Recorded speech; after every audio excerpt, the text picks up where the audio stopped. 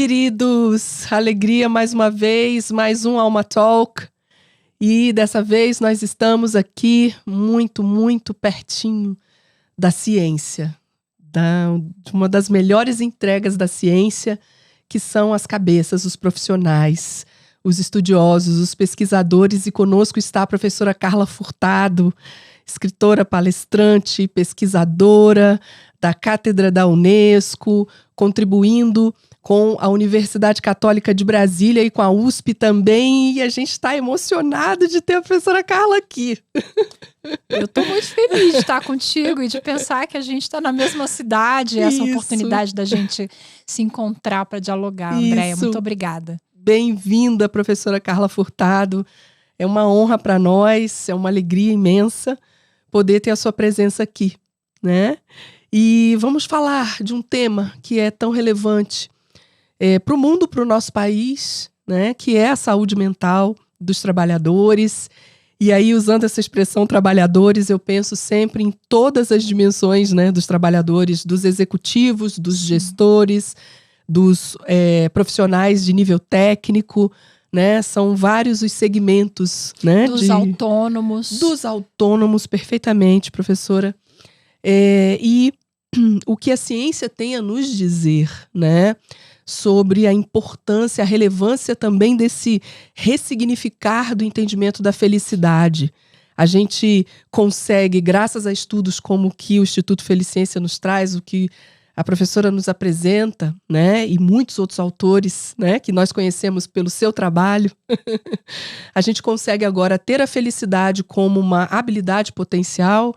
A gente consegue ter a felicidade como algo que a gente pode e deve vivê-la hoje, né? Então, fala um pouquinho, professora, pra gente sobre essa relação aí entre a saúde mental do trabalhador, de todos esses segmentos, né? E esse entendimento da felicidade, os desafios.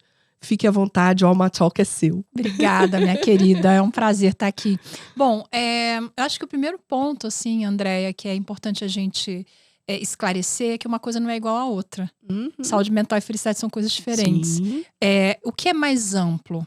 O que é mais complexo? A saúde mental. Então, quem nos ouve agora, imagina assim, que o que é mais externo, mais amplo e mais complexo é a saúde, que contém a saúde mental.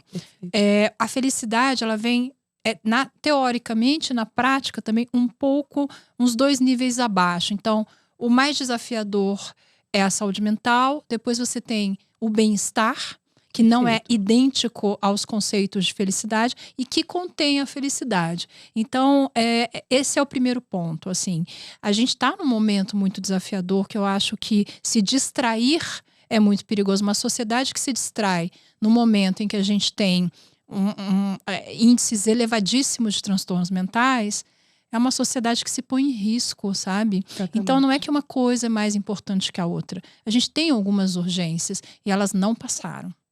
Elas não passaram. A pandemia parece que segue sob controle. De vez em quando a gente vê umas notícias que assustam. Mas os efeitos do estresse crônico, eles se desdobram ao longo de muito tempo.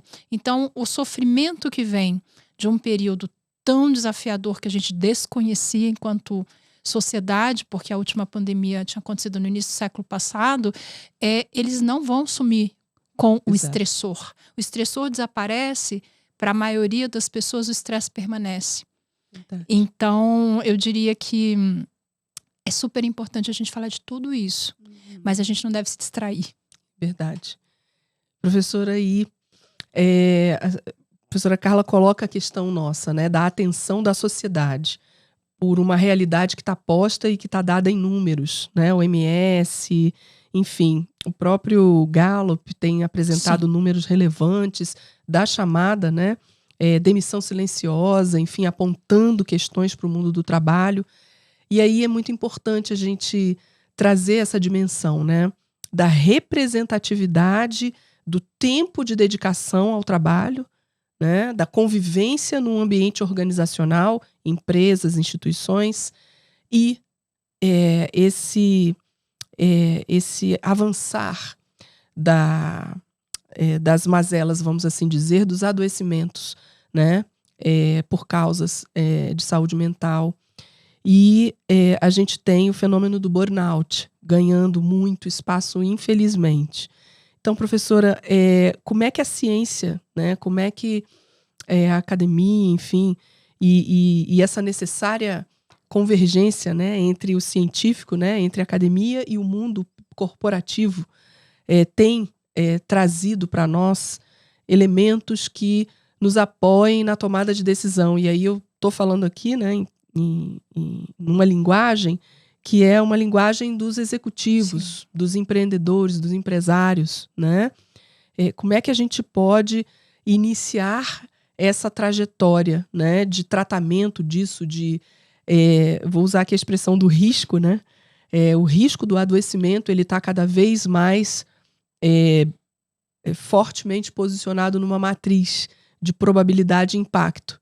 Ele está com uma probabilidade cada vez mais alta de se materializar, já se materializando, trazendo números, e com impactos cada vez mais relevantes.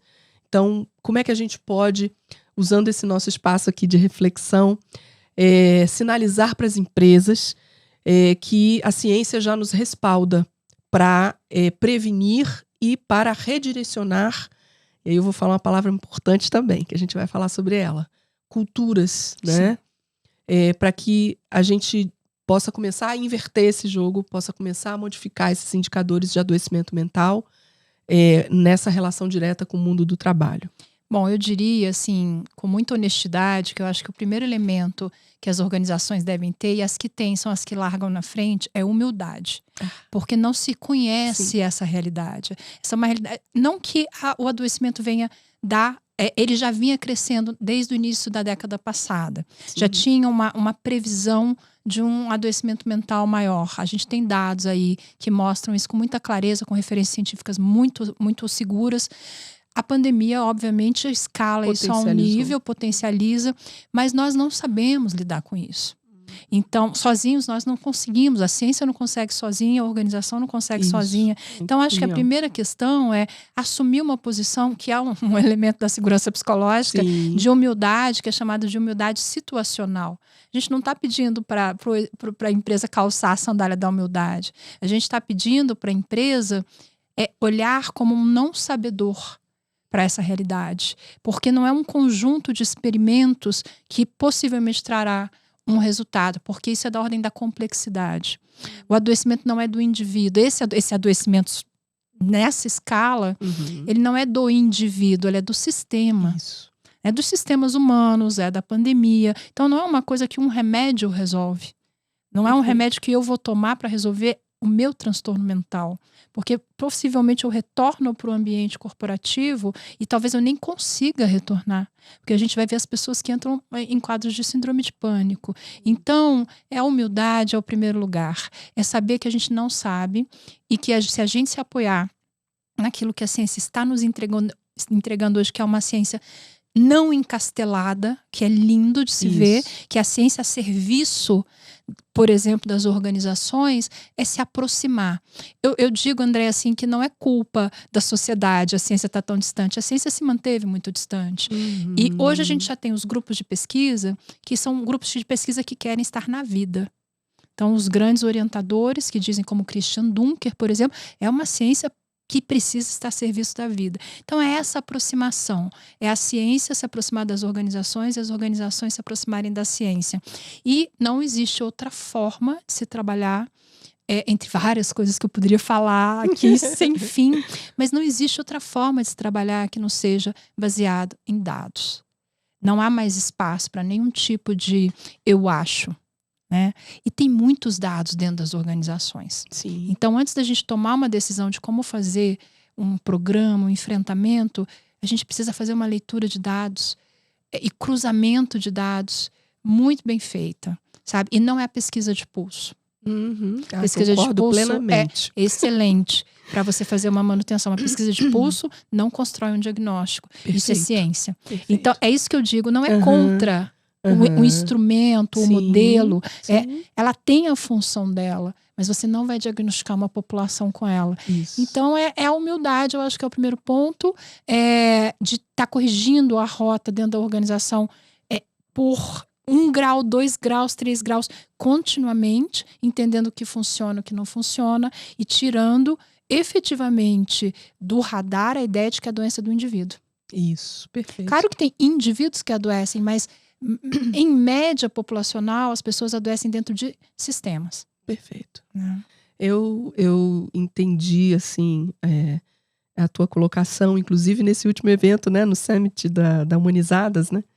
É belíssima essa visão, é muito apropriada dos sistemas adoecidos que estão adoecendo as pessoas, né? E o lugar da humildade, eu acho que é o lugar da sabedoria, né? Porque nós estamos nos descobrindo humanos, nós estamos construindo entendimento sobre a relevância do autoconhecimento, né? E isso tudo é um conhecimento que está disponível há milênios, porém a gente está tocando nele agora e trazendo esse conhecimento para as organizações. Então, deixa eu te falar uma coisa. Eu penso que humildade é uma sabedoria. A cadeira do não sabedor é a cadeira mais confortável para... Eu adoro, eu falo, olha, eu vou responder tudo no curso, se eu não tiver resposta, eu vou dizer para vocês que eu não tenho. Isso. E eu vou seguir aqui na minha cadeira da pessoa que não sabe tudo. Porque isso é uma coisa muito antiga e a gente tem históricos de carreira longos, eu e você, onde não existia o espaço para dizer não sei. Exatamente. Não existia. Não, hoje nós não sabemos. Não sabemos. E então, isso é bonito e é responsável. É muito responsável. É responsável. E dá a voz aos outros. Se você é um líder, dá a voz ao seu time. Isso. Eu não sei. Alguém sabe? Alguém quer propor alguma coisa? Exatamente. Isso tem uma série de efeitos muito positivos, mas nós não temos as respostas. A gente está numa travessia que eu não sou pessimista, então mesmo que eu traga dados e posições mais incisivas, eu sou muito otimista, porque eu acho que essa é uma década fabulosa para a gente estar vivo. Porque agora a gente tem que fazer correções muito importantes para que a gente, pela vida que a gente tem pela frente, possa aproveitar um mundo que funcione, mas as próximas gerações tenham direito a ele também, né? Isso, perfeito, professor. E aí não tem jeito, eu tenho que trazer segurança psicológica para nossa conversa. Um tema que eu adoro. Maravilhoso demais, né? E tão importante, tão bonito, porque nós estamos levando os conceitos, né? O despertar sobre a importância da segurança psicológica para parceiros, para clientes que nos demandam. E é muito bonito poder dizer isso aqui para ti, né? O que me faz mais feliz não é o que acontece na sala de aula, é o que acontece quando vocês saem da sala de aula. Porque é graças à construção que você trouxe para todos nós no Brasil, né? O trabalho do Instituto Feliciência. E o mais interessante, o mais relevante é que as pessoas, elas se sensibilizam, os olhos brilham. Olha, tá vendo? Olha lá os custos da incivilidade. Aí não sou eu que estou dizendo isso aqui, não, tá? Isso aqui é o professor Timothy Clark, né? Que trouxe para nós essa visão, né, dos custos da incivilidade já tem um bom tempo até, que a referência é lá de 2013, tá? Então tem muita coisa boa e o livro dele está traduzido. Já está traduzido. Maravilhoso. Os 4 estágios da segurança psicológica, assim como Organizações Sem Medo, né, da professora Amy Edmondson. E segurança psicológica é possível, ela começa com o olhar, né, professora Carla? E ela começa com o diálogo, com a escuta, com o não sei, né? Alguém gostaria de contribuir? E eu diria, me corrija, eu diria que está na base, né, dessa prevenção ou dessa condição favorável, né, do ambiente de trabalho para que a gente evite ou para que a gente minimize esses impactos de adoecimentos mentais. Fique à vontade para falar de segurança psicológica. Sem dúvida. Quando eu comecei a trabalhar com segurança psicológica foi no primeiro ano da pandemia. Eu entendia que era uma aposta muito importante, mas eu não sabia, porque o Brasil não falava de segurança psicológica. A segurança psicológica é de 1965, dentro do MIT, levou muito tempo para chegar no Brasil, e a primeira certificação fomos nós que trouxemos. E eu falava, eu entendo que tem uma coisa de muito valor aqui, e é psicologia social, que é a minha área de pesquisa, e a gente vai aprendendo tantas camadas que existem nas relações entre as pessoas, como, por exemplo, o gerenciamento da reputação que a gente faz inconscientemente, quando a gente se cala, e a gente vai vendo tantas e tantas etapas e tantas camadas que podem transformar muito a ambiência social. Porque nós não vivemos isolados. Isso. E nós somos afetados uns pelos outros o tempo todo. Então, a construção de ambiências sociais, seja ela remota, não faz diferença nenhuma, seja ela física, se as pessoas voltaram, isso é a base da segurança psicológica e é um fator protetivo para a saúde mental. Sim. Esse é um último estudo meu, que deve sair em breve, que era, a gente diz que segurança psicológica faz bem para a saúde mental. Cadê as provas? Porque a segurança psicológica ela surgiu para inovação, ela veio se desenvolvendo ao longo das décadas e tomando caminhos diferentes. Hoje a gente sabe que é um fator protetivo para a saúde mental e foi fator definitivo de proteção para as equipes na linha de frente da pandemia. Sabe? Então foi importante que as equipes de saúde tivessem segurança psicológica para adoecerem menos mentalmente enquanto faziam assistência a uma crise absurdamente não vista. Né? Então tem muitos elementos aí que a gente precisa tratar. E a oportunidade de estudar e de colocar esse conhecimento na pauta, né, das organizações, nos níveis executivos e também nas funções de gestão, recursos humanos, Carla, traz para a gente, traz para perto, eu diria que não é nem a expressão, não seria nem tabu, porque falar que as pessoas estão com medo causa desconforto, né? Aí quando a gente traz alguns cases, né, que materializam, que evidenciam o que uma organização que tem medo e esse medo está velado, não reconhecido, não tratado, né? Qual é o efeito disso, né? Que pode causar morte, pode comprometer derruba vida. Avião, eu ia falar agora. Eu não costumo mencionar nenhuma organização. Eu também não. Mas esse é o caso de um documentário na Netflix. Que é público, né? É público e é um documentário que é o caso da Boeing. Isso. Derruba avião. E mais de uma vez, né, professora? 2, uma distância de 2 meses. E mais de uma vez. Então, a gente percebe que na nossa condução cuidadosa, né, dessa abordagem, esses executivos, esses profissionais, eles começam mas como que vai fazer, né, isso? E aí a gente passa a propor programas, não ações pontuais, não pulso, não. E na verdade é um caminho sem fim. Que tem que se tornar processos. Exatamente. Processos de trabalho. Não pode ser uma ação pontual aqui ou uma exposição, né, que vai falar sobre isso e todo mundo continua com medo e todo mundo continua sem espaço para apontar ou para dizer não sei. Eu acho que essa é uma conquista luminosa que a segurança psicológica nos traz. A oportunidade de examinar o erro como uma fonte valiosa, né, de aprendizado e de impulsionamento da capacidade realizadora. Então, nós falávamos isso ontem porque está muito recente. Fizemos uma exposição, né, dentro de um programa de formação de lideranças, né, onde destacamos exatamente isso. Pega o erro, vamos tentar construir espaços para que ninguém gosta de errar. Né? Nós estamos aqui achando, Agora, legal. Eu talvez dê uma notícia muito difícil de todo mundo erra todo dia. Então, assim... Não é, né? Simples assim, né? E aí, reconhecer isso, né? Nos faz sempre dizer para as equipes, né? Vamos errar diferente, né? Porque a gente erra, aprende, examina, porque causa desconforto reportar erro ou identificar uma necessidade de melhoria que, se não ocorrer, ela pode derrubar avião, ela pode causar uma morte, né, ou um prejuízo, enfim, de outras naturezas. A oportunidade que a segurança psicológica nos traz de examinarmos o erro. E aí eu fiz um gestual, né, ontem, e aí eu vou lembrar da Dani aqui. Ela, achei maravilhoso isso, você pegou o erro e fez assim, ó, sacode ele aí. Né? E vamos examinar, tirar tudo que ele tem para nos dar. porque causa desconforto. Eu chego a usar, às vezes, a palavra vamos dissecar o erro. Disseca, espreme, né? E não pode... E a gente faz o contrário, né? As culturas tóxicas, né? E a falta de um propósito verdadeiro, não no papel, elas provocam o contrário. Não, pega o erro e esconde.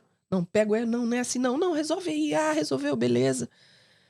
Né? E aí a gente começa a ter um estressor invisível, um somatório de estressores invisíveis que, no final da linha, vai... Uma panela de pressão. Potencializar muito o adoecimento, né?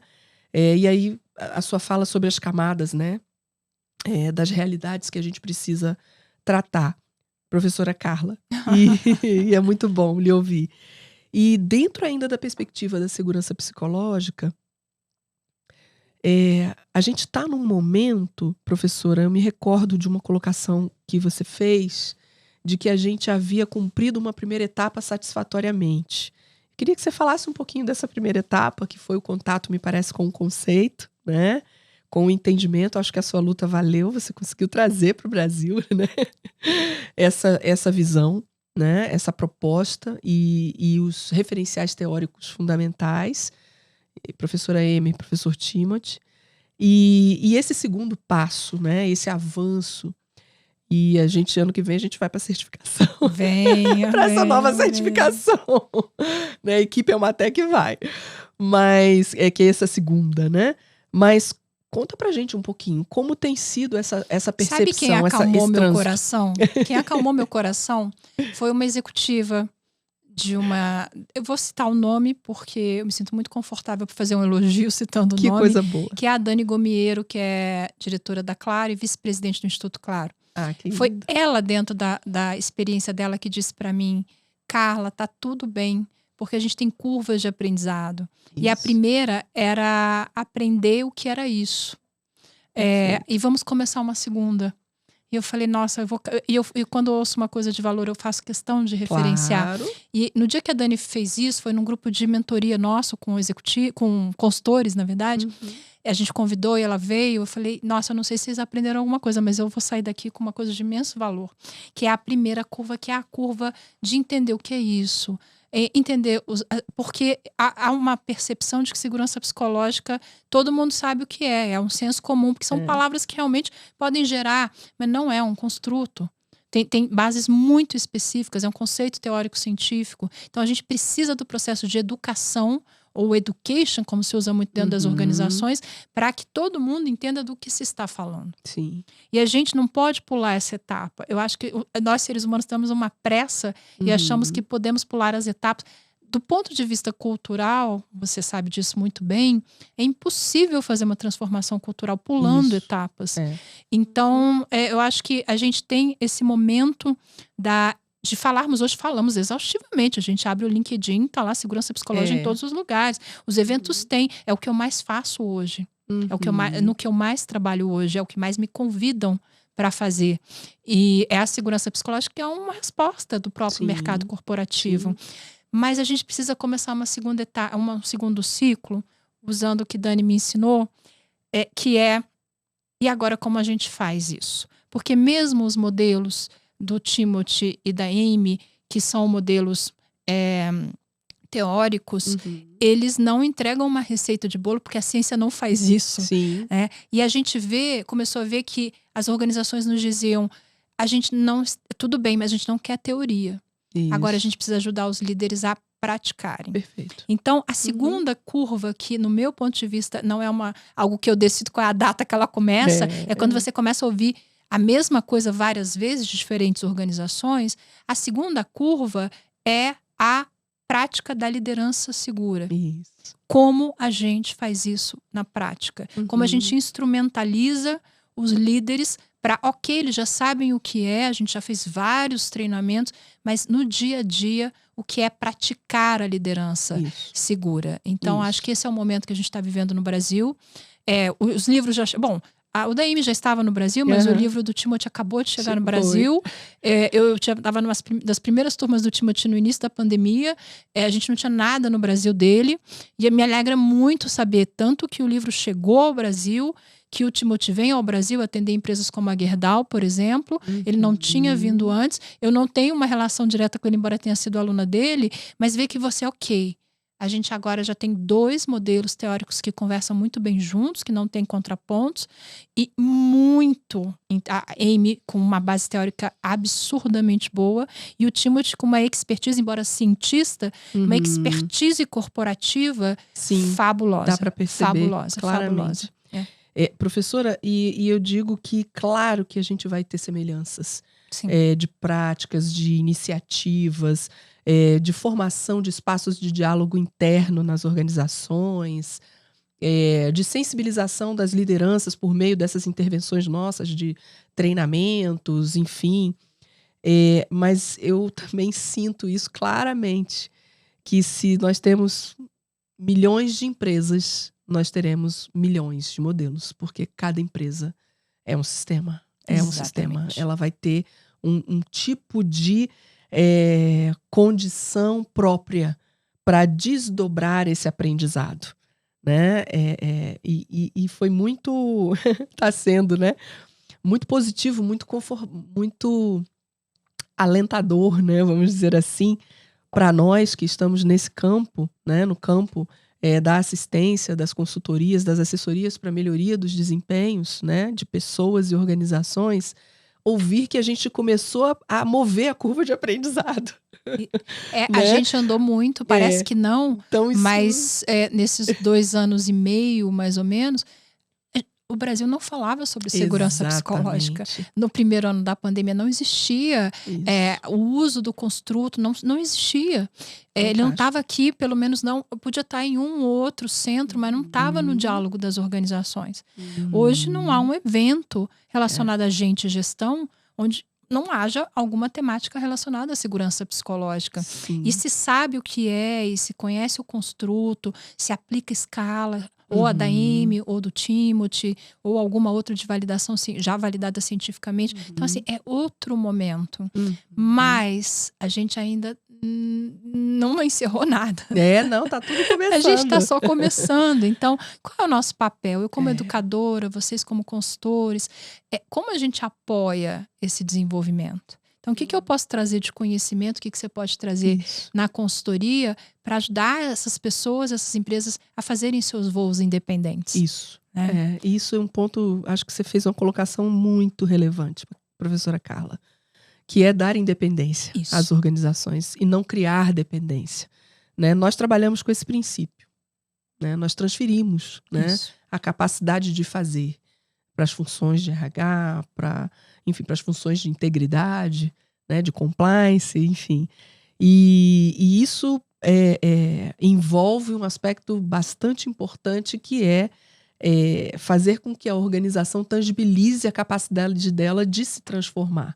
E ainda que seja um desafio muito, muito amplo, e que tem uma curva, né, de avanço no tempo longo, que é a mudança de cultura, ela é possível. Né? Ela é possível. E aí, professora, cultura, engajamento, né, sustentabilidade, liderança, essa eu diria, a base, né, é o alicerce para que a gente possa avançar na melhoria dos ambientes, né, na qualificação dos ambientes organizacionais. Bom, queria que você falasse eu vou falar para você uma coisa que é a sua área. Os sistemas têm que melhorar. Por isso há vários elementos. Isso. Não é uma coisa ou outra. Nós não temos nenhuma dúvida que no campo da felicidade, como no campo da segurança psicológica, do bem-estar humano, a gente começa com o core dessa conversa é sobre o propósito. Isso. O que nos une aqui, se existe ou não existe, ele é central para que haja uma empresa saudável. E aí, para quem não é expert nessa área, não tem problema nenhum, a gente pode falar em poucas palavras, que se essa empresa terminar amanhã, o que o mundo perde? Eu acho que essa pergunta ajuda muito a gente a entender. Fora empregos, fora impostos, o que o mundo perde? O que ela está entregando de positivo à sociedade? O propósito é sobre isso. Né? O propósito não é o resultado financeiro da organização. Isso é fundamental e negociável. Mas não é isso. Então, começar a partir de uma filosofia, porque nós, seres humanos, precisamos disso. E isso nos une em torno de um senso comum. O que eu estou fazendo aqui? Do ponto de vista da felicidade, o propósito é um pilar, na base, nos estudos mais básicos, é um dos 2 pilares da felicidade. Sim. É você perceber que sua vida tem sentido. É você perceber, e não é para você. É que aquilo que você faz gera um impacto que vai além de você. Isso. Esse é o pilar da eudaimonia. E o outro pilar, para não deixar esse buraco na conversa, é o pilar das emoções positivas, né? Isso. Da hedonia. Então, os 2 precisam caminhar. Então, o início para uma organização é um propósito, mas legítimo. Esse é um ponto importante. Quando não há legitimidade, as forças de trabalho, as equipes, elas não se engajam, elas percebem. Isso, exatamente. E é muito positivo quando as lideranças começam a perceber que não adianta o papel, né? Não adianta ter lá no site, né, a declaração de propósito se ela não é vivenciada. E aí, professora Carla, a relevância de uma temática que também, de uma palavra muito curtinha e que já é muito usada, mas que precisa de cada vez mais ser compreendida e vivida. É a palavrinha chamada ética. Porque a gente acompanha muito, né? Nós acompanhamos muito o trabalho do professor Alexandre de Micheli, que é um PhD na área de governança. E a luta, né, assim, a luta técnica, né, científica do professor é exatamente fazer com que nós tenhamos condições de compreender a ética. Né? O próprio Instituto Brasileiro de Governança Corporativa, né? Eu sou associada e assim, a gente tenta, né, participar o quanto possível, traz essa leitura da ética como a base para qualquer prática de governança. E aí eu quero dar mais um passo nessa fala e voltar para a nossa essência, né, que é o autoconhecimento. Porque às vezes nós temos executivos, trabalhadores, gestores, lideranças, com ou sem crachá, né, que trazem uma realidade de vida, uma realidade existencial de muita dor interna, né, de muito sacrifício, né, de muita... e aí é muito bom falar isso, né, que, como é que se diz? Traumas e traumas e... Oh, meu Deus, fugiu o nome. Opa! Traumas e dores que vivemos ao longo da nossa existência, elas podem se refletir, né? Elas podem resvalar em todos os nossos ambientes de vivência. Especialmente naquele ambiente onde nós passamos a maior parte do nosso tempo, que é o ambiente organizacional. Né? Eu lembrei, complexos. Né? Somos todos complexados, né? Só para tranquilizar toda a nossa audiência também. Né? Isso é natural, né? Nós desenvolvemos esses aspectos ao longo da vida. E aí nós nos vemos numa necessidade de ter capacidade de ouvir, ter capacidade de acolher, né? Para evitar mal-estar, para evitar comportamentos que sejam de esconder falhas, erros, ou seja, para criar um ambiente saudável, para criar um ambiente psicologicamente seguro, nós precisamos nos conhecer. E isso é a base para um comportamento ético. Então, eu queria lhe ouvir um pouquinho em relação a esse aspecto. Bom, você sabe que eu sou filha de grega, né? Então, assim, a ética, a gente novamente toca na Grécia, na filosofia clássica. E a gente toca, por exemplo, em Aristóteles, que a gente também fala em termos de felicidade, na eudaimonia. A ética a gente entende como ethos, que é o modo de ser. E não há um ethos certo ou errado, há o seu ethos. Então, acho assim, o primeiro ponto é esse. Qual é o ethos, qual é o seu modo de ser e de que maneira você opera e o que isso está causando. Então, obviamente que a gente deseja que seja um ethos correto, adequado e coletivista. Não adianta ganhar sozinho. Ganhar sozinho pode ser o sofrimento de inúmeras outras pessoas. Você ganhou enquanto os outros sofreram. E não há possibilidade numa espécie social, que para um cérebro social, não dá para ser feliz na sua casinha. Perfeito, Não professora. dá. Você tem que ter uma dissociação imensa da sua humanidade para você falar assim, dane-se o que está acontecendo lá fora. Isso não é possível. Uma pessoa que é a média, é a maioria. Eu entendo que a malícia é ínfima. A maior parte dos erros, assim, é por desconhecimento, é por desconexão. Então, o ponto, assim, importante é dizer que a ética, que bom saber que o Instituto de Governança Corporativa, eu conheço muito pouco, conheço a relevância, sei que é importantíssimo para o nosso país, mas eu conheço pouco das atividades, e que bom saber que a ética está na base desse diálogo, sabe? Está na base desse diálogo, que é a forma de comportamento das pessoas, assim. Agora, nos agrupamentos corporativos, são os valores que ditam aquilo que vai valer dentro da organização. Então, aqueles valores declarados ou um manifesto, ele é muito importante se ele é real, porque ele dita assim, olha, o nosso ethos é esse aqui. Vamos praticar. Né? Vamos praticar. Muito bom. É fundamental para nós essa visão da integração, dessa visão do ethos, né? Que seja um ethos coletivo, adorei. Adorei.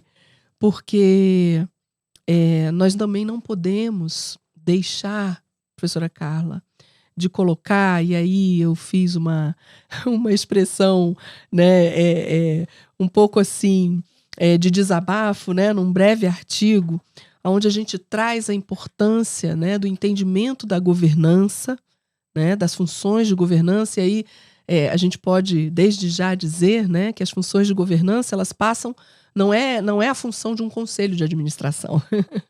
Né? As funções de governança nascem na base, né, na forma como as pessoas operam processos, na forma como esses processos Mas aí estão... você, como expert nessa área, eu te pergunto, você acha que alguma organização vai conseguir sobreviver a essa transição sem governança? Pois é. Correta, adequada e real? Tem que ter. E, sim, há um papel relevante dos conselhos de administração, e o próprio conselho em si, ele traz a ideia do ethos, né, do ethos coletivo, porque são várias cabeças pensando, né, e observando a vivência dos princípios fundamentais da governança, e aí eu vou selecionar um, que é a integridade, né, e observando a longevidade dessa organização. Mas a governança começa na operação também, né? Nos controles. Eu vou usar aqui uma expressão que é a expressão do amor ao que se faz, né? Porque é a partir daquela entrega que você vai repercutir todas as escalas de projeções, de conteúdos, de perspectivas financeiras, de avanços, enfim. E hoje, né, nós temos o desafio, nessa comunicação que eu fiz, né, nesse breve artigo, a gente faz uma provocação, né? Eu fiz uma provocação falando de uma não governança se ela não olhar para o humano, né? Porque não é possível sustentar essas palavras aqui que eu trouxe de forma bem breve e simplificada da ideia de governança se nós não tivermos a atenção ao humano. Porque, no final, são as pessoas que estão levando as diretrizes adiante. E, nesse movimento, né, eu gostaria de saber, professora, se existe alguma perspectiva, se existe algum conteúdo já nesse conjunto de saberes aí, de tratamento, né, de abordagens que a ciência da felicidade nos oferece. Enfim, se vocês estão tocando, né, nesse aspecto, né, da importância, da relevância do papel das funções de governança, né, para, eu diria que funcionarem como guardiãs, né? Eu vi a sua resposta sobre a pergunta que te fazem, né? Como começar um programa de felicidade no trabalho, né? E aí a sua resposta primeira foi, né? Pergunte às pessoas como elas se sentem. E aí você traz uma leitura muito relevante da importância do diagnóstico e não do pulso, né? Do estudo, orienta, né, a como fazer, enfim. Penso que as funções de governança precisam liderar também, precisam posicionar na pauta dos conselhos a proteção desse tipo de iniciativa, né? Porque senão a gente continua, né, nesse olhar para a curva e saber que bom que a gente tem um depoimento positivo de uma executiva e que bom que uma executiva, só um detalhe que você trouxe pra gente. Ótimo ponto. Né? Mas a gente está olhando uma curva, que a gente já está nela, que bom. Mas se a gente tiver o amparo e diretrizes, né, recursos, atenção dos conselhos e de todos aqueles que compõem a cadeia de governança dentro de uma organização, de todos os níveis, enfim, eu acredito que a gente tem uma proteção maior para esse movimento de revés necessário do adoecimento mental, né, dos afastamentos.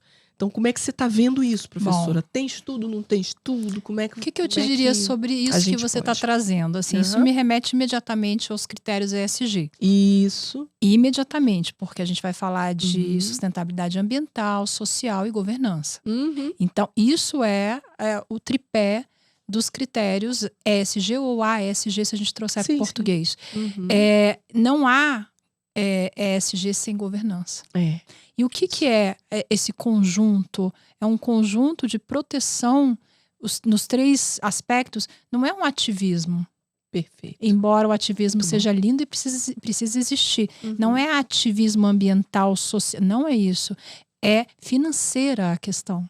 Os riscos ficam muito elevados se a gente seguir no ritmo que a gente está seguindo e passar de 1,5 grau de aquecimento do planeta. Bom, nós estamos vendo o planeta está pegando fogo nesse momento. Isso. A Europa está pegando fogo, está incendiando. A Grécia, Atenas, onde minha mãe nasceu, teve incêndios terríveis. Agora, fora as ilhas que foram evacuadas. Então, isso é uma questão de, gente, não dá mais para deixar para amanhã. Então, você tem tantos riscos do ponto de vista aí daquilo que eu faço, estudo e ensino.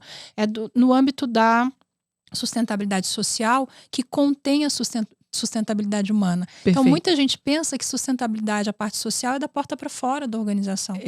É o que ela faz dentro da comunidade. Sim, também. Mas existe um trabalho. Não há sustentabilidade social se dentro de casa nossas pessoas sofrem e adoecem porque trabalham ali.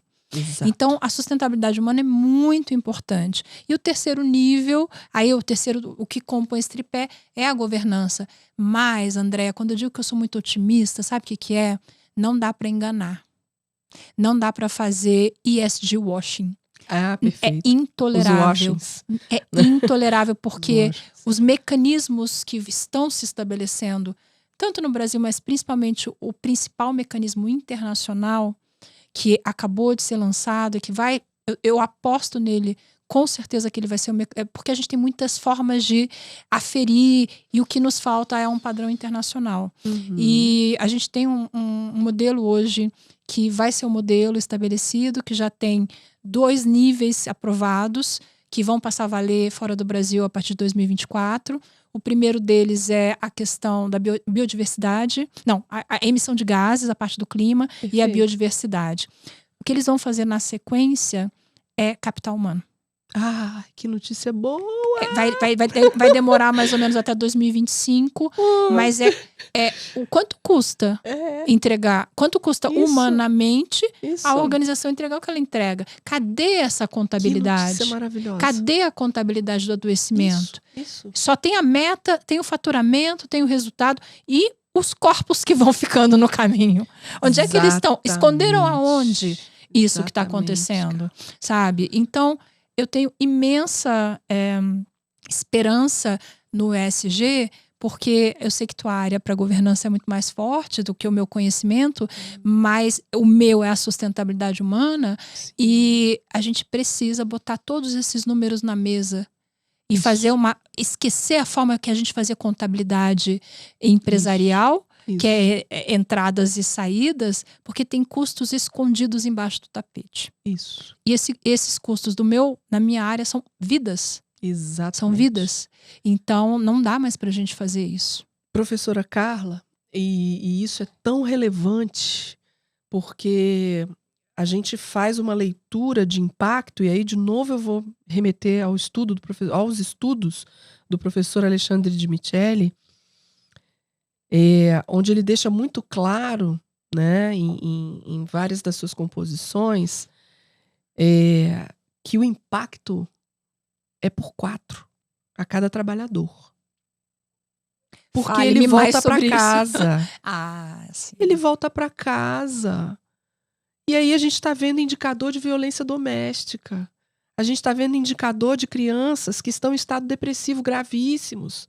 A gente está vendo curva de automutilação e autocídio. E aí precisa lembrar da professora Karina Fukumitsu, da USP, né, que é especialista no assunto. Então não é só o número do trabalhador que se afastou, que aí já tem número à beça, tem muito número aí. Tem a perda, né, a curva de aprendizado de quem está chegando para substituir. Quando chega alguém, tem né? a falta de Porque às vezes a pessoa é afastada e não chega ninguém pro lugar dela. E aí sobrecarrega o que tá, né? Fora a dimensão, né, da falta de segurança psicológica para o outro poder produzir. Aí tem o custo do uso do sistema de saúde por esse que saiu. E tá no trabalhador, vezes 4, vezes 3. Porque ele vai para casa. Ele volta para casa. Então, que trabalhador é esse que nós estamos entregando? Que é a pergunta. Tá aí, uma que ótima pergunta. Quem você recebeu e quem você devolveu? Exatamente. Eu acho que é uma reflexão importantíssima. Eu sonho em ouvir essa pergunta, né, dentro de um conselho de administração. Que trabalhador é esse que nós estamos entregando para a família todos os dias? Será que eu tô sonhando muito, professor? Não tá não. E aí eu te digo assim, o ESG vai nos, trazendo isso. Vai nos levar nessa direção. A questão é que a urgência ambiental também ela tá na frente, porque não é possível.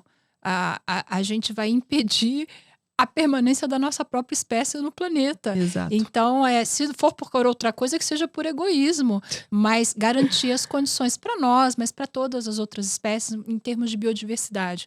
A gente já perdeu mais de 80% das espécies no planeta ao longo... Nossa, não foi ontem, mas a gente perdeu. Hoje, se eu não me engano, foi hoje que eu vi uma informação da ONU em torno disso. 84% das espécies que existiram no planeta já desapareceram. Claro que tem uma questão de evolução de espécies como os dinossauros, mas a gente tem eliminado as espécies. Sim.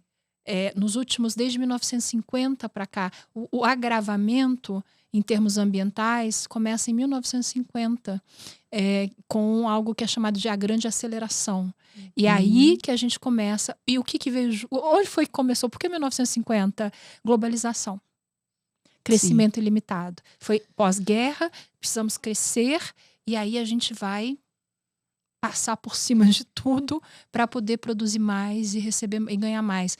Eu fico pensando se no fim da vida vai um indivíduo, uma mulher, um homem, não importa, mas quem viveu dessa forma, se vai olhar para trás e achar que isso valeu a pena. Sabe? Exatamente. Porque a vida não é isso. A vida não é isso, sabe? A vida é muito mais do que isso. E, infelizmente, o modelo neoliberal tem nos desconectado. Desconectou o tecido social. Porque é muito bom que você fique competindo com todo mundo que está à sua volta. Sabe? E criou-se a miopia, né? De uma indústria que está muito na base do FIB, né? Sim. Da felicidade interna bruta, que é o contrário do PIB, né? Enfim, é a miopia perversa de que quanto mais consumo medicamentoso, quanto mais acidentes mais seguros, mais apólices sendo movimentados, quer dizer... É o PIB crescendo. Exatamente. Vai ver o resultado econômico, fantástico. Né? Para quem? Para quantos? Exatamente. Então, assim, penso, né, professora, e acredito que a gente possa colocar nesse diálogo nosso aqui a visão de que há um despertar, e essa visão me veio também na conversa, né, com o nosso querido Rossandro. Nós estamos acordando agora.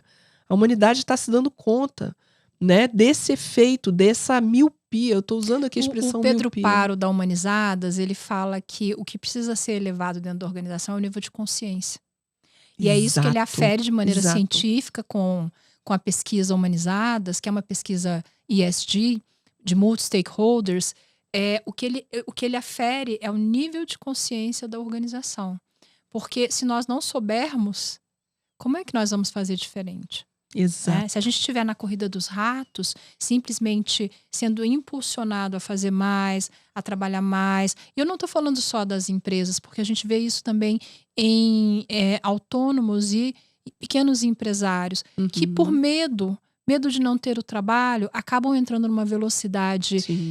Para mim, eu vejo, aí eu acho que é o treinamento do pesquisador, eu vejo uma nave desgovernada em algumas pessoas, às vezes. Eu falei, meu Deus, a qualquer hora essa pessoa vai colidir com alguma coisa. Porque e pessoas que às vezes a gente conhece, que sabe que trabalham muito focadas e que entraram na corrida dos ratos, assim. E não percebem, porque a gente não percebe muitas vezes, sabe? Eu acho assim, às vezes eu digo quando são pessoas queridas e próximas e eu tenho liberdade, eu digo, reduz a carga de trabalho como consultor e aumenta o seu preço. Você já pode fazer isso. E às vezes as pessoas falam, sério, mas eu tenho medo. Se der errado, você reduz o preço depois. Não dá para atender todo mundo pelo mesmo preço que você pratica não sei quantos anos. É com a sua vida que você está pagando isso. Exato. Sabe? E você não vai ter condição de seguir. Que coisa boa. Que alerta importante, professora. E eu digo que na verdade, nós estamos nos encontrando com essa necessidade, e aí voltando, né, para a questão das organizações, porque todos precisam ser encorajados a pensar diferente. E esse pensar diferente, que é sair da roda do ratinho, né, daquele bora fazer, entrou hoje para sair amanhã, tem conteúdo, tem prazo, tem SLA, né, acordo de nível de serviço para cumprir, enfim, e fica todo mundo acostumando o cérebro, né? Se adaptando a esse modelo que a gente sabe que vai acabar. Na verdade, que vai trazer não está doença. se adaptando, está adoecendo. Exatamente. O modelo está fazendo uso das pessoas e não o contrário, né? E aí, quando a gente falou aqui do FIB, né, da medição da felicidade interna bruta, só para deixar registrado, né, a importância do contato, né, com essa descoberta, com esse contraponto, vamos dizer assim, que é possível encontrar um caminho diferente. Não tô fazendo... Pisar no Butão, que é o criador do FIB, pisar num outro planeta. Mas o que tem ali? Tem valores, tem um propósito, tem uma compreensão diferente do que é felicidade. Eles não entendem a felicidade como a gente entende. Qual é o seu sonho? Não, eu me lembro de fazer essa pesquisa de campo no Butão, e aí, numa pequena fazendinha, tinha uma vaquinha, um casal já mais velho, ele falava assim, meu sonho... Não, essa aqui a comunidade estiver bem, tá tudo bem pra mim. Não, o sonho pro seu filho, o que você deseja? A pergunta, olha a limitação de um ocidental quando pisa. Que pergunta é essa numa cultura completamente diferente? A resposta dele não teve importância. O que teve importância foi, eu falei, meu Deus, eu não entendi nada. Quando ele disse, não, os meus filhos estão ótimos, já saíram aqui, já se formaram, não tem... Então não tem esse olhar só para si mesmo, porque não vai funcionar. Exatamente. Não vai funcionar. Então eu acho que o FIB... ele precisa de muita adaptação para a inserção no Brasil, porque o Butão é um país budista, completamente diferente, tem uma cultura com coisas que a gente diria, imagina, a pesquisa o FIB original do Butão, ele faz referência até a entidades espirituais que a gente não tem para muitas religiões. Então, é outra forma. Mas o que ele tem de muito valoroso, e ele pode ser adaptado para todo o pensamento, ele tem ele tem 4 elementos principais. Assim, antes da gente... Eu não vou tocar nesse ponto dos elementos da pesquisa, mas primeiro, a governança. Ela está lá. A governança está lá. Então, não é só a felicidade. Ele vai falar sobre questões de bem-estar, mas ele, primeiro, precisa de boas práticas de governança pública. E a gente pode aprender muito com esse modelo. Para mim foi um divisor de águas. O FIB atravessou a minha vida em 2017. Era uma ideia de mais um curso, mais uma formação, uma busca que eu tenho na Universidade de Schumacher, na Inglaterra. E eu falei, ele me atropelou. Mas ele é inspirador demais. Ele me atropelou. E eu vi muitos alunos serem atropelados e derrubados e dizerem assim, o que eu faço agora com essa compreensão de que não adianta só a minha felicidade, é coletivista. Exato. E eu me lembro só para encerrar, assim, mas é uma experiência tão rica para mim. Primeira ida a Schumacher, porque eram idas e vindas, não era um ano, foi um ano inteiro, mas não só lá. E eu voltei e falei, caramba, eu tinha raiva, André, eu sentia raiva, porque eu falava, o que eu faço com isso? Nós não sabemos nada sobre isso, o que eu vou fazer com esse conhecimento que estão me entregando no Brasil? Como eu vou falar sobre isso? E como eu não sabia tanta coisa importante. Que aí eu acho que a gente volta lá para um pontinho que foi tocado no modelo da Amy Edmondson, que é assim, a gente se assumir como não sabedor. Isso. Segurança psicológica novamente, né? Então, exatamente. Professora Carla, eu acho que a gente já deve estar indo para... a gente já está aqui no nosso tempo, né? Final. E eu gostaria muito de usar esse espaço para encorajar as organizações, encorajar os executivos, os gestores, as equipes de recursos humanos, os colaboradores, trabalhadores, né? Profissionais de saúde, enfim, encorajar a sociedade para que a gente possa realmente reconhecer a nossa capacidade de transformar as nossas realidades, né? Eu penso que a responsabilidade da humildade, a grandeza da humildade, não é a primeira vez, eu acho que todo Alma Talk eu tô falando isso, a gente repete. Siga falando em né? todos. A gente repete essa expressão. E aí, de novo, é importante a gente entender o significado dessa palavra, né? Dessa expressão que vem lá do radical humus, né? Que é terra, que é chão, mas é terra fértil. Então, se somos humildes, somos capazes de recepcionar diferentes sementes, diferentes visões. E aí a sua colocação sobre a coletividade é perfeita, porque aí nós vamos construir juntos. Não tem o consultor ou o instituto que vai trazer a resposta para a empresa. Somos todos nós, né? Construindo, pensando coletivamente caminhos para que os nossos ambientes, e aí nós estamos aqui fazendo um recorte do ambiente de trabalho, porque ele é expressivo, ele ocupa muito tempo, seja virtual, seja presencial. O ambiente de trabalho ocupa uma relevância muito grande, então nós precisamos pensar em como viver em ambientes cada vez mais seguros psicologicamente, cada vez mais harmonizados. E eu volto no ponto que eu coloquei sobre o autoconhecimento, porque no momento em que a gente percebe os nossos limites, os nossos desafios, né, de realizar, enfim, e todos nós os temos, e a gente identifica também a nossa capacidade de transformar isso, né? De transformar como a nossa querida Daniela Migliari fala, né? Transformar uma sombra numa força, né? E isso se faz com conhecimento, com terapia, com muita coisa boa, né? Que é possível acessar. A gente se entrega no dia seguinte para a organização a que servimos como um novo ser. Porque a gente se dispõe a ver o outro também desta forma, e é claro que empatia é fundamental. Então, suas palavras, querida professora Carla, para encorajarmos, né? Bom, eu as hoje, organizações nesse momento, eu acredito que só dizer às pessoas, ou mesmo estimulá-las a buscar o autoconhecimento no ambiente corporativo, não é suficiente, porque nós temos pontos cegos. Sim. Então, esse é o primeiro ponto. Tem pontos que nós não conseguimos enxergar sobre nós mesmos. Então, a gente tem que ter algum tipo de sistema que apoie esse processo de autoconhecimento. Ele não se dá...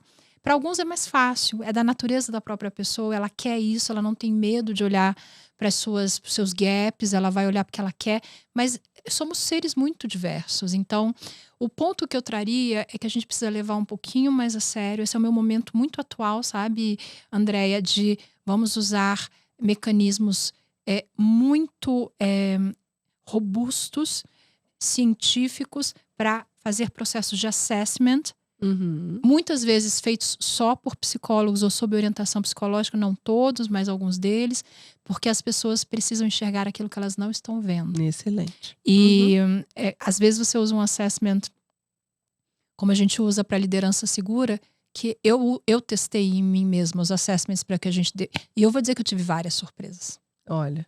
Mas eu sou uma pessoa que eu quero pegar o touro pelo chifre, sabe? Eu não quero esconder ele embaixo do tapete, não. Me manda o touro pra cá. Maravilhoso. É a minha natureza, isso é da minha natureza, não é nada como um valor. Eu sou assim.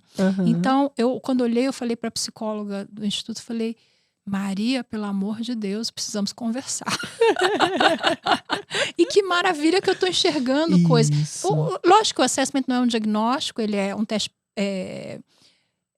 projetivo, ele te coloca em algumas questões para mostrar o que aconteceria. E eu respondi ao meu no momento de estresse elevadíssimo. Ela falou, você respondeu no momento de estresse muito elevado, o que é bom, porque mostra como você responde.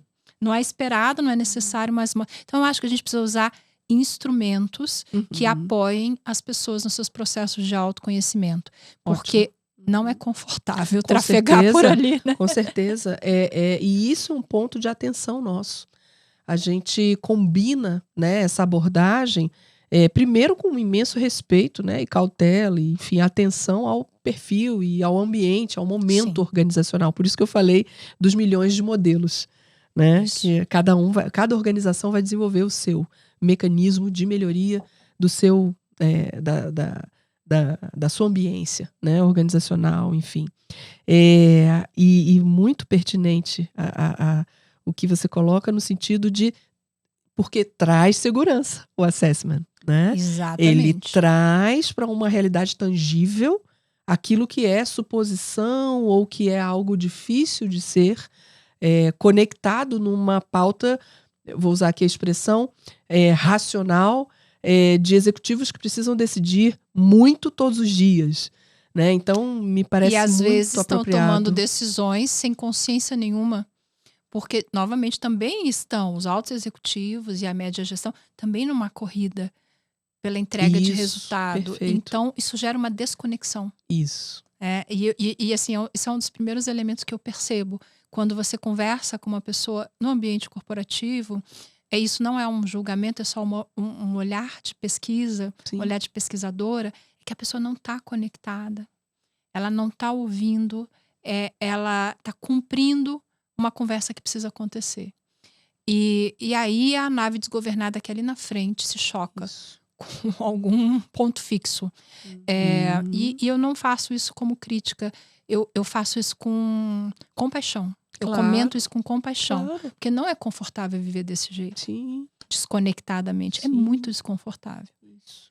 E temos muito a fazer, né? Temos muito a fazer e fazer sempre com amor, né, Andréia? Isso.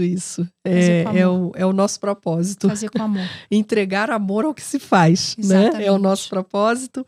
E para fechar, professora, eu queria uma palavrinha só nossa, assim, carinhosa, sobre um tema valiosíssimo também, que está dentro da pauta da governança, do ESG, que é a diversidade, né? O quão ganhamos, o quão valioso podermos operar nessa perspectiva da diversidade. E às vezes isso parece um desafio também, né? Mais uma coisa que a gente vai ter que administrar dentro da empresa, porque agora, inclusive, com legislação a favor das mulheres, né? Mulheres em conselhos de administração, né? Com índices definidos por lei, enfim. Então, uma palavrinha final sobre a diversidade, sempre sobre a felicidade. Eu vou fazer o uso das palavras da professora Suzana Herculano, da neurocientista, que é a coordenadora do meu grupo de pesquisa na USP sobre diversidade. A área dela é a área biológica, então ela faz um passeio bem grande pela diversidade até a parte social, mas ela me ensinou nas primeiras aulas que a diversidade é a norma, não é a exceção. Uau! Isso para mim é um grande aprendizado. Então, não é, a gente tem que fazer o diverso porque as minorias, a diversidade é a norma. Biologicamente é a norma. Então, se você exclui, é você que está tirando desse conceito de esta é a forma de funcionamento. O outro ponto que ela traz e eu compro essa ideia. Bom, quem sou eu para não comprar algo que Suzana Herculano produza, né? Fiquei louca, mas como cientista. Mas o que ela diz é que não é sobre necessariamente porque dá mais competitividade, não, é porque é assim e tem que ser assim. É o correto a se fazer. Não é para ganhar, porque muitas vezes a gente vê os discursos muito intoxicados isso, e perfeito. levando para o modelo antigo de Isso. vamos produzir mais, e vai ser assim. Então, primeiro, a diversidade é a norma. A gente vê isso em estudos, a gente vê isso em gráficos.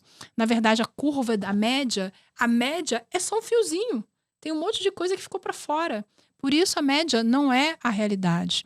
E a gente deve, sim, trazer a diversidade, a equidade e a inclusão para as pautas dentro das organizações de maneira cada vez mais robusta, porque isso é o correto a se fazer. Porque a gente não pode, não há como seguir deixando pessoas para trás. Isso. Né? E criando silos com condições diferentes dentro das organizações. É isso, professora. Queridos, estamos já no final da nossa conversa. Felicciência, felicidade, trabalho na era da complexidade. Professora Carla Furtado, não sei. Tá aqui a câmera, certinha essa. Né? Alegria imensa ter a professora Carla aqui perto, aqui em Brasília. Orgulho, alegria, consistência, né? Conhecimento e estímulo para que a gente possa avançar mais. Queridos, que possamos todos nos unir cada vez mais pelos recursos do conhecimento. Que possamos vencer os desafios de cada dia sem deixar de acreditar em nós mesmos, nas organizações a que servimos, em todos aqueles que estão conosco, seja no ambiente familiar, no ambiente produtivo, no ambiente de trabalho, que possamos nos unir à academia, à ambiência científica, nos darmos as mãos de forma prática, com objetivos, com racionalidade, mas acima de tudo com amor, com a responsabilidade de sermos cada vez mais humanos, sem deixar nenhuma pessoa para trás, não é isso, professora? É isso, que lindo. Para isso a gente precisa de uma coisa, muita coragem. Coragem. Que possamos viver a coragem. Isso aí. Gratidão, professora Carla. Obrigada, Andréia. Muito obrigada.